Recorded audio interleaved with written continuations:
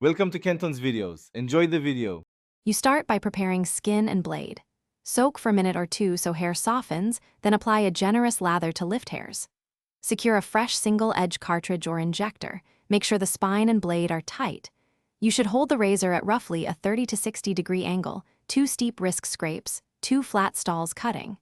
Use short, controlled strokes with light pressure.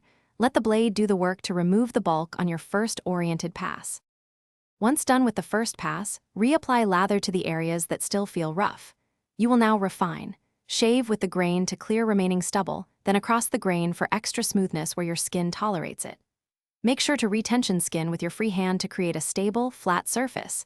This prevents nicks and keeps stroke consistency. Maintain short strokes and minimal pressure. If you feel tugging, stop, relather, and reevaluate your angle before continuing. To finish, rinse your face with cool water to close pores, pat dry, and apply a soothing alcohol-free aftershave or balm to reduce irritation. Clean the razor under running water, carefully dry components, and store blades in a dry place to extend life. If you encounter nicks, apply direct pressure briefly, then use an alum stick or sterile gauze for small bleeds.